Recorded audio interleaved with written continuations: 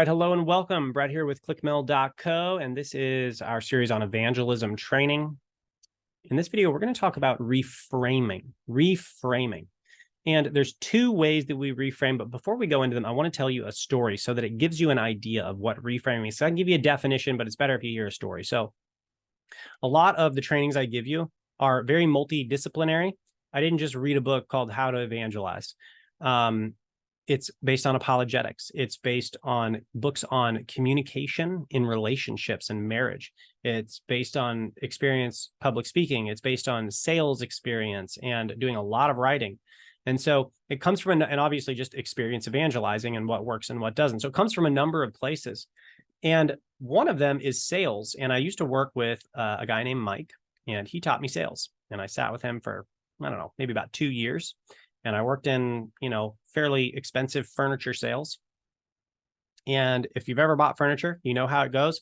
You walk into a big building, it's full of furniture. Some super annoying person, which used to be me, walks up to you and it's like, how you doing? What are you looking for? And you go, no, thanks, just looking. And then you cut to the side and you get out of the way. And if you ever funded shop for furniture, then you know that's what happens. And people come in, they're greeted. They say, I just want to look around, leave me alone. And then the salesperson bothers them and bothers them and bothers them. And then hopefully at some point you sell something. That is the tried and true, not so true method. Well, the gentleman that I was learning sales from was the goofiest guy.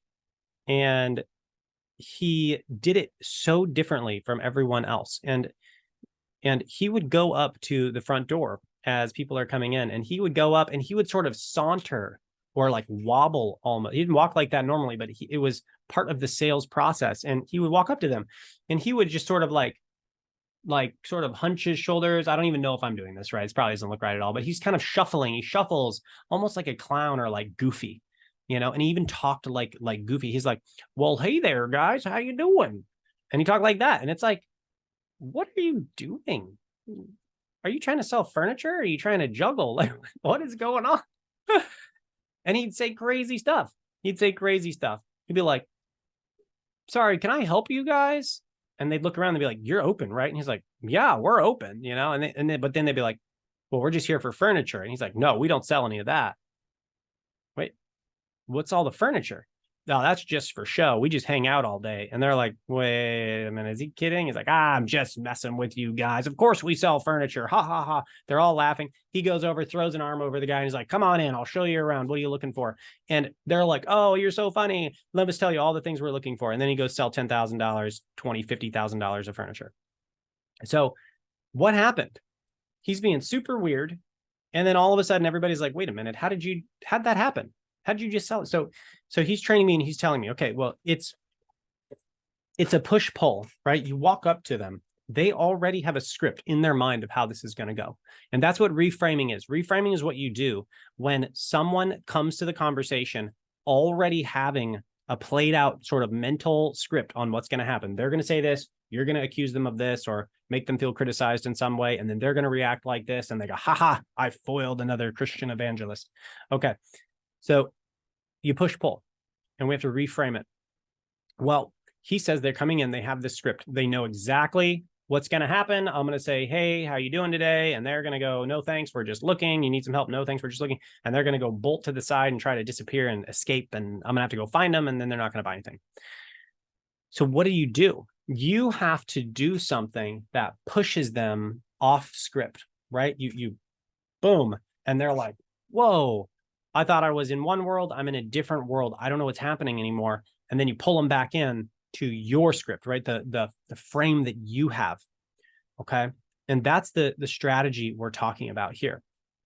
So there are two I want to go over in this video. So the first one is this idea of perfection as opposed to sin. So we want to use a perfect, imperfect narrative or storytelling device as opposed to a sin. Oh, you've got sin. Sin is got negative connotations all over it. Yes, it's the word the Bible uses, but they don't know it. All they know is how they felt when they've talked to other people who are evangelizing and they felt criticized and judged and condemned and they don't like it and they don't want to hear it and they will shut down. So that's number one.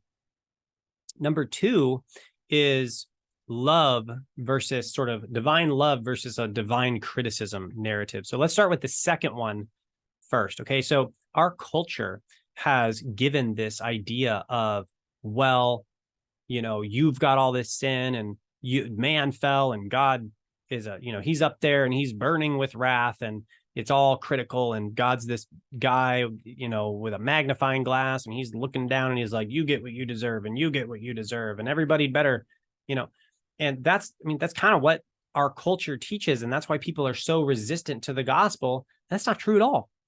That is not the truth. The truth, and this is the reframing. So right there, I just gave you, people come into the gospel, come into an evangelistic conversation. And as soon as they feel that, they shut down and they're out and it doesn't work. And, they're more walled off the next time. So the reframe of that is, whoa, I don't think, maybe you're not fully understanding. I don't believe that at all. I don't think God's this mean guy up there who's never happy with anything. That's not what the Bible communicates. The Bible says that God created a perfect world where we were in perfect relationship with him, and he gave us freedom to be in relationship or not be in relationship. We chose to not be in relationship when we acted in ways we know, you've done stuff is wrong and you did it anyway, and so have I. And we broke that relationship. And what happens? He loved us, and this is the reframing. He loved us so much that he came down from heaven in the form of a man and died the worst possible death so that, he could pay for our shortcomings. That's how much he cares about you. He already died for you. And to make it as easy as humanly possible for you to accept him, well, that is way better than this whole God is this critical guy standing up in the sky judging us all the time. And so when you reframe it that way, it is so much easier to hear, and it's 100% true.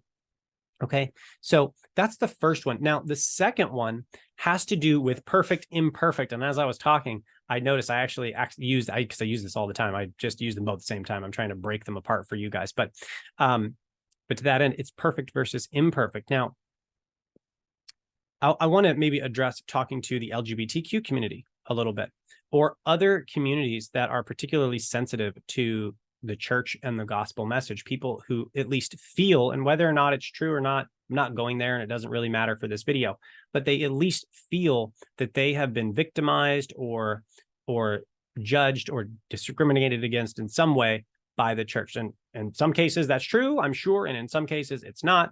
Nonetheless, they have a script in their mind where they're going to feel condemned and they're going to feel judged and they're going to feel shamed in a conversation, in an evangelistic conversation about Jesus. They just know it's coming because it's happened. And, I'm talking to you guys, this stuff happens so commonly.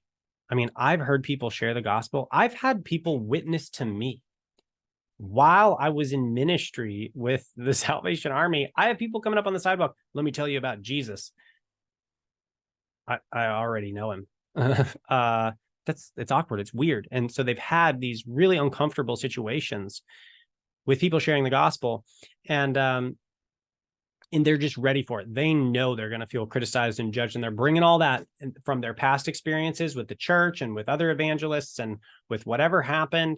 And they're just ready to dump it all right on you. Right. And they may even start. I've had conversations where people just start dumping it on you before you even start. They just know you're a Christian and they're going to bring it to you. So to that end, they have a script and they're ready to go. They're ready to execute on that. And you've got to do the push-pull. You've got to reframe that fast. Now, so with these sensitive communities, with these sensitive groups, what you need to do is you need to back out of the script that they're expecting, which is, oh, there's this specific sin and you've got to have that under control. You've got to fix that. You've got to get that out of your life because God doesn't like it. No, they don't. They don't need to do that. If they don't know God, it doesn't matter, right? Because we're all what? Imperfect. We're all imperfect. And you have to be perfect to have the relationship with God. God meets us where we're at. He met you where you're at. He met me where I'm at, and he'll meet that person exactly where they're at. So that doesn't matter. So we got to lose this whole, let's talk about the specific sin and prove objectively that it's wrong. I mean, that's blaming and shaming and guilting and judging. It's all of those things. And what do we move to? So instead of going and playing into the game that they think we're going to play into, and we often do, which is let's address this super specific sin and argue about whether or not it's bad or good or acceptable, forget it. No, let's just go back. It's perfect. We're perfect or we're not perfect. God is perfect. If we're going to have a relationship with God, we just have to be perfect or it's broken. He cannot be in direct contact with anything that has any level of lack of perfection or sin or evil or whatever we want to call it. He can't do it. We're either perfect or we're imperfect. And so what we communicate to them is, listen, yeah. LGBT stuff, like, sure, I don't really care. It's not really relevant to this conversation because did you ever do anything in any other area that makes you imperfect? And they're going to be like, well, yeah, great. So you need Jesus just as much as I do, right? Oh, you yelled at your mother that one time and you disrespected her. Great. You need Jesus, right? You are imperfect and it's broken your relationship with God. And he wants to know you. You notice I'm pulling in the love one now, right? The love framing. He wants to know you. He loves you. He came here and he died for you, And when you accept him, he's going to talk to your heart. He's going to tell you what he wants next. And you know what? If he talks to you about LGBT stuff, great. If he talks to you about that trauma that you experienced that one time, and haven't we all? It's like, good, but you're imperfect. And so this is how we move away from that script where it's like, oh, they're going to start judging me and condemning me for this particular belief or set of beliefs. And then it gets political. It's like, it's crazy. Don't do that. Just back it up and just go perfect or imperfect. So in this video, we've talked about the perfect imperfect framing as opposed to the framing where we're falling into really arguments about objective, specific sin and ways of life. And that makes people, especially people who are sensitive to the gospel, makes them very resistant, okay? We also talked about the idea of God being this sort of judgy guy who stands up in the sky and he's like got his nose up and he's like, I don't like those guys. As opposed to, he loved us so much, he actually, even though we messed it up, he came and he died for us. And that is true. At this point, when I'm talking to people and I'm evangelizing, I just start on that. I don't even reframe in the conversation. I just start with those frames and they can't even, it's like, it turns you into like something slimy. Like you can't get your hands on it. There's nothing to grab. They can't get upset with you because you're condemning them or, you're focusing in on this specific sin, and they're like, well, that's not a sin. They can't get you. They can't get you on, your God's this criticizing God. Oh my gosh, I totally disagree. My God loves you so much and he loves me. They've got nothing to grab onto. And that is when they're like, well, maybe I'm actually safe in this conversation. And that's the power of reframing. Hopefully this is helpful for you. See what questions you have. Let me know what questions you have. And I look forward to seeing you in the playlist. Please subscribe. And we have 2 articles I'll put down in the comments where I've got really in-depth breakdowns of sharing the gospel and evangelism, and hopefully you'll enjoy that. God bless.